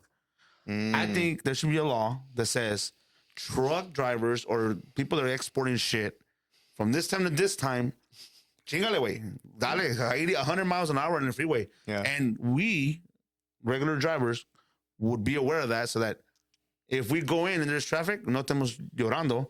And then during our time, we chingale and get to wherever we gotta go. All right. Here's where they do those videos, dog, where they pop in the little head and shit. So This is a stitch. This is a stitch video right here. What he just said was that's not true. So what happens is that out-of-state drivers do drive at night. And I know this because we send a lot of shit to Wisconsin now, right? Okay. So the out-of-state drivers drive at night. But all the local ones going from the ports to facilities or to logistic places, they're driving during the day because that's the time. So that's the reason. So that's why you see, like, in the middle of the night, you see, like, the highways with the semis, pure semis on the road. But here in LA, when, like, you see the ports and they got to clean the things up. I get So, it now. let me go back up. I kind of take it back then, but still, it's a no matches. That's another no matches. Yeah. I get it. My guess was just going to be like, it's just 24 hours. And then just we don't see them at night because we're not on the roads really at night. But then you know what? I'm going to go back. See, now it's like, now we're going to complain. Now you're going to come up again. As a consumer, I'm going to complain when you fucking Amazon Prime doesn't get my fucking delivery on time. Why? Because fucking Mike decided to change the law. He became a politician, changed the law. So now I got to be up at 3 a.m. waiting for my package. Anyways, you want to ask us a question? Oh, I was going to ask you guys some questions as far as like, I guess slang words like in Spanish. A ver. So I have this bit in my stand up where I do like a no sabo bit where I talk about where my no sabos at, right? And I'll say this sentence to you guys and you guys just tell me if there's something that seems off to you, or if not, then we keep moving. So I'm just kind of like, I go off and I say something like, hey, and I really feel bad for like the no sabos. I sympathize with you guys because, I feel like the group of people that hate on you are the paisanos. ¿Verdad? Like that's kind of like the stuff that ends up happening. And it's, so I feel like I want to talk to the paisanos real quick and then let them know, maybe we can work something out to go easier on you guys. Is there anything wrong with what I just said in anything that I just said as far as my sentence goes? It's a word that stuck out to you. Paisanos? No. So, and this was more of a thing for me. So I said, ¿verdad? Which technically could be verdad. Yeah. Right? But to me, I'm like, who says verdad? like a lot of the time. That's true, yeah. So it almost becomes a little slang. So like my question to you guys is like, is there any type of Spanish words like that where I feel like, I'm doing a whole no sabo bit. Do you guys ever get questioned like on your Spanish? Like, así no se dice, güey. Like, all the fucking time. You know what I mean? Pader. Es pared. Pared. Yeah, pared. Oh, What the fuck says pared? I say pader. Yeah. What the fuck? I say pader all the time. Or people say carpeta. But it's not carpeta. Yeah, it's alfombra. Alfombra. Yeah. Quiquear. What the fuck? Quiquear la pelota, güey. Parquear, I was like, quiquear la pelota, güey. You know which one I used to get? You used to get me like confusing the animal for the human, like pie pata. Oh, yeah, patas. But son las patas. No son patas. animal, güey. Yeah. Like buchi and cuello. Buchi. shit. What the fuck? Buchi is for an animal. I didn't know that. My mom always el buchi. Isn't cuello No, for animals it's buchi. pescuezo, güey? Pescuezo. Yeah, true. pescuezo. Even that shit, right? I guess you're right. Yeah. It's there's crazy how we learn little things like that, Yeah. And then, like, well, we're all from Michoacan. Well, your parents are from Michoacan? Yeah. So my mom's too. part's from Veracruz. Okay. Yeah. So like in Michoacanos, you know how they already have the little accent? Vale. Yeah. So I used to say words that weren't even didn't even exist. Like what? I forgot. I can't even remember anymore, but it'd be like, what? Yeah. I'd be like, well, yeah, you guys never heard that? And they're like, no, like, oh shit. And then I start looking it up. It doesn't even come out in Google and shit. Yeah. It's like, what the fuck? Yeah, I feel you. Yeah, so like kickar and shit like that. Yeah. It didn't even catch me. Parquear. Because but it's become like kind of something that we just kind of get very used to, you know? We talked about it. It's like California, like being Mexican American, it's its own little culture now. And even the terminology, the language is kind of changing. You know, like people can talk about shit about the Spanglish and shit. Oh yeah. But Yeah, and we did get a lot of hate. I got a lot of hate on one of our videos blew up because I said I was drunk too that time, but I said, who gives a fuck? I said, I speak where I live. Yo puedo hablar español bien, güey. Tú puedes hablar español bien. Lo hablamos, lo entendemos. Si yo voy al pinche al mercado, te puedo decir, hey, me das dos, whatever. You can talk, yeah.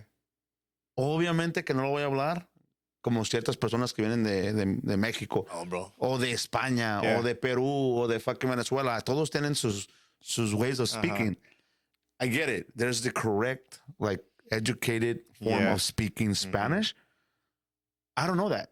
Yeah. But I get by, and I've been able to live my life comfortably the way I speak it.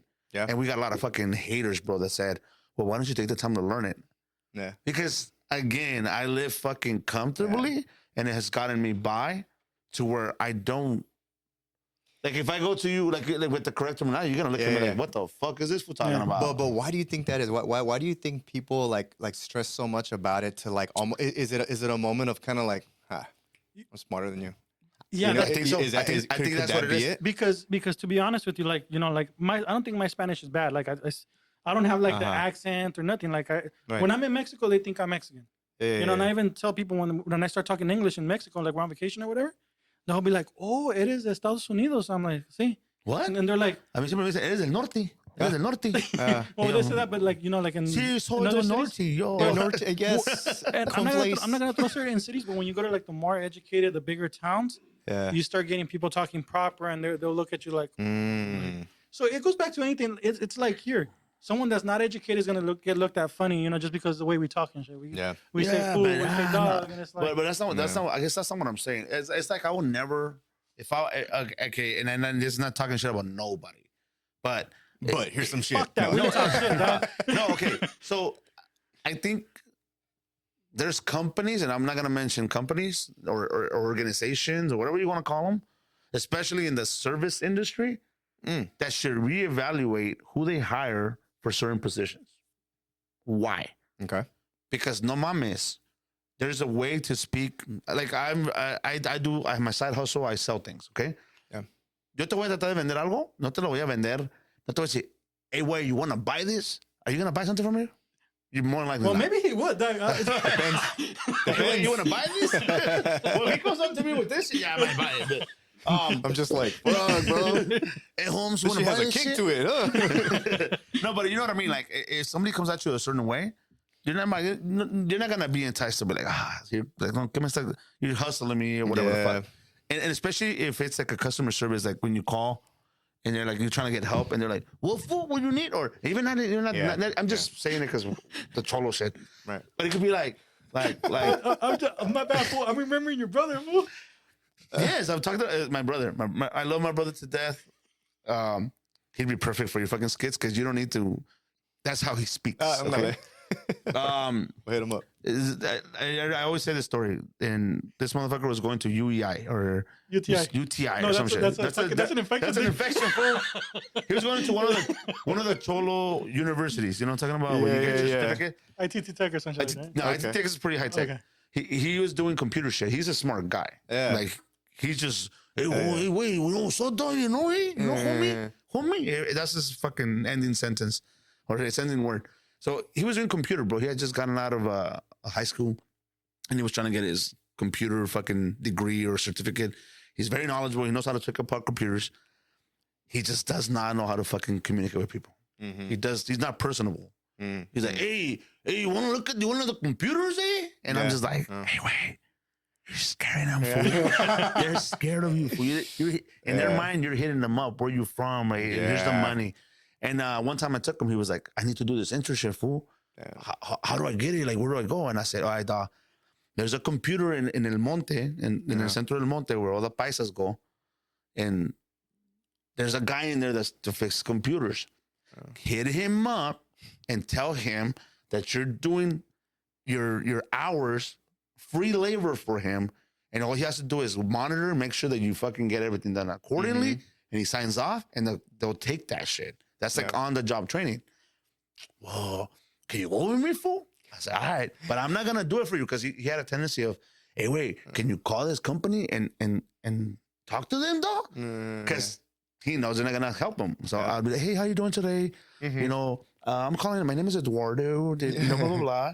And so I went with them, and I said, this time you're going to do it, fool. I can't do this shit for you, because he's going to look at you like, what, are you his son or something? You're bigger than me, fool. So we're chilling. I'm like behind. I'm like, oh, fool. He's all confident. He goes to the counter. He goes, and the guy's working on the computer and turns around. He's like, he sees this big, bald, fucking big dude. And he comes to the other way. He comes, not this one. This is the youngest one. Yeah, no. You're looking at him, it's like this. No, I know he's laughing. I hear him laughing over that, so I think he understands. Because we don't know my brother. Everybody knows my brother. And he goes and he knocks, and the vato turns around and he's all scared. And he goes, hey, can I talk to you, eh? And the vato, I'm like this. I'm like, vale madre, let's go. Closing the curtains, locking it up. I'm like, let's go, Dick, let's go. He goes, how can I help you? Hey, I'm going to the school, dog, and like, así, güey, dog. And I'm like, I need to do this hours and shit. And like, I was wondering if I could work here. And he's not explaining himself right. And the vato's like, I'm not hiring. He's like, no, I'm not trying to. And that shit was funny, bro. I laughed. I'm like, nah, homie, hey.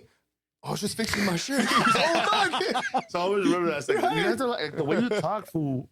Yes, there's certain times when you have to be mindful of how the way you speak. You gotta adapt. Yeah. But if I talk Spanish or if I speak Spanish in where I live and I'm able to get by, who gives a fuck if I speak it correctly or not? ¿Entiendes? Yeah.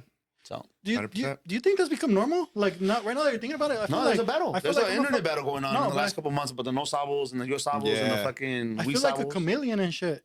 Because like right now we're talking, I'm saying shit, fool, dick, you know, like it's a learned skill, I think. From 8 to 5 and shit, I'm in business mode when I'm talking. Hey, you know, like it's a learned skill. I talk to engineers, I talk to VPs, and companies. It's like completely different. At home, I talk different. Like, so you ever get on the phone with somebody, like, it could be like they're helping you out with like your car or something. You call up Chevrolet or something. It's just like, hey, I need to schedule an oil change. Oh, right away, sir. Yeah, I'm like, you know, and you kind of hear it a little bit in their voice. Yeah. You're like, oh, I appreciate it, dog. He's like, hey, my man, I got you, my boy. Hey, you know, you're like, oh shit. You know, like all of a sudden, like the real stuff kind of comes out a little bit too. Hey, G, you don't gotta do that. Hey, G, yeah. That's the, you know what that reminds me of? The fucking PNQ skit. Where they do Obama. Oh, President Obama. The President Obama. It's a white person. Hey, how are you? It's a black guy. My brother. Yeah. Never forget about that. Yeah. That's just fucking hilarious. And then when the next white guy that tries to like kind of come in, he's just like, how are you doing? Good to see you. That's just fucking hilarious. That's so funny. Anyways, where we want to end it off with our words of wisdom. It's all you. You tell the followers, the watchers, everything. Damn. Words of wisdom, fuck. I feel like we said a good few things here and there. Let's see. We talked about some fake it till you make it shit, but like obviously, you know, getting to a point where you feel comfortable with yourself and who you are. I think people really appreciate real, and that's something that took me a while actually to learn. You know, because there was a lot of times where I just kind of moved around in life, kind of like, oh well, if I'm at this party, I think people want me to act this way. Right? We're kind of touching a little bit about that, right, with the way we talk, you know, or act. But sometimes it's kind of like, but what's the real you? Are you content? You know, like, you know, finding your own voice and being okay with that being your own voice. You know, you're talking about your brother. Like, I envy people like that sometimes, man, because they're so sure of themselves. I don't give a fuck. Fuck them. You know, like there's things like that where I'm just like, sometimes I wish but there's other times where I'm just kind of like, you know, like I get very like, oh, hang on, you know. So I don't know. I guess just finding a place where you're real to yourself. And you know, lately I've been a little like more on the spiritual side of things, you know, in my life. You know, going back to the Bible and stuff, and reading things like "Don't rely on your own understanding," and basically what that's saying to me is like we like to think like we know it all, and sometimes we're so sure of it, at an early age, at different stages of your life, and then you realize, oh no, I didn't know anything. Yeah. But as long as you do the work to learn about it, and you realize like, oh, this is how I used to think, this is how I think now, and you were so sure back then. So I feel like you gain wisdom by doing that, because sometimes we can sit here and just lean on your own understanding and think you know everything. Truth is, you don't. And sometimes it's okay to just kind of be like, I'm just here to learn, So I guess my message is stay learning.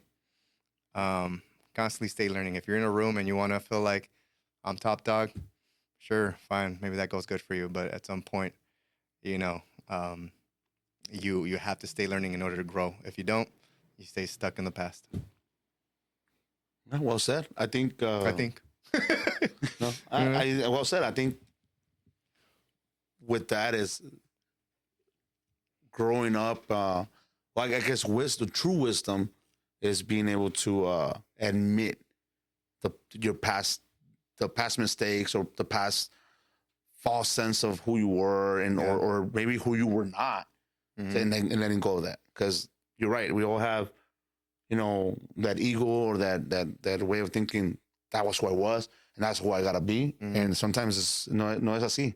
Yeah, it's humbling ourselves, dog. Yeah, exactly. It's humbling ourselves to be able to take criticism, to take opportunities, take ideas, and build off that, But being able to criticize yourself. Yeah, exactly. And, We see it all the time in our culture, fool. Like, people that do a certain thing, you see the old school fools, like the workers, construction workers, whatever it is, like the paisanos, tienen mañas. They call them mañas.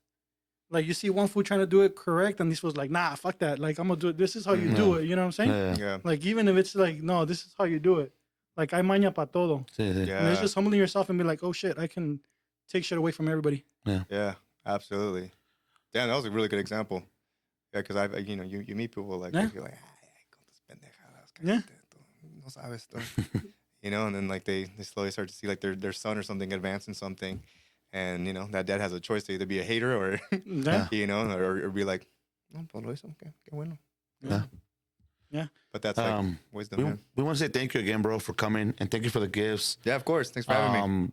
Again, where can people find you? What do you have coming up next? Where can people go see you, interact with you? Listen, man, if you want some spicy shit for your culo, theHouseFood.com. We're going to be in your nearby supermarkets. I'm manifesting that. I'm excited for that. Me and the house food team. And then stand up, doing stand up, and then eventually get into a point in my life where I start to where I want to tell stories, whether that be in short films. I like doing the comedy shit, but like sometimes I want to get some, some serious content out there, that again is relatable to, I feel like, our people. Yeah. Okay. I want to ask one last question before we cut out. Is bacon still around? I forgot to ask it at the beginning. Oh, man, that's funny. Where's bacon, fool? Like, I thought you were going to bring bacon. it. Bacon's a toy that, used to use in the Toilet Adventures. He's still around? Bro, believe it or not, like, I went on live the other day and like 10 people were just, where's Bacon? Yeah, bro, he's still around. Cool. Remember, I got him at a fucking Walgreens or something years ago. He was just a little toy pig. You put a quarter, so... Yeah, he's still around. I forgot to ask. I was like, wait. My kids trying to play with them. That shit was going to eat you up if you didn't ask it. Yeah, if I didn't ask it, I was going to be like, no, my man. That's not a true Supereeego fan. You know what I'm saying? I still put him sometimes, like, if I do, like, a little talk video, like, I'll put him in, and the boys try to, like, my kids, they try to play with him. I'm like, hey, no, this is sacred, okay? Sacred? This is sacred. Enclosed in a case and shit. Yeah. Like a little shrine of him in photos. That's dope. But yeah, no, he's still alive and well, bro. Nice. Well, again, guys, thank you guys. This is our first show for the year. Starting off with a great guest. And Thanks, again, man. make sure you follow us. Make sure you follow him. And stay tuned for this year because we got a lot of crazy shit coming. Yeah. And we want to thank you, bro. We said it earlier. You've been an inspiration to a lot of people. We wish you success, bro. We're big fans of everything you're doing, what you represent. So keep doing what you're doing, bro. Thank you. And same here. Thanks for inviting me. I wish you guys the best. If there's any way that I can help with anything in the future, Appreciate that. hit me up, man. We're homies now. Cool. All right. Appreciate it. Thank you. Peace out. Peace out. See you guys.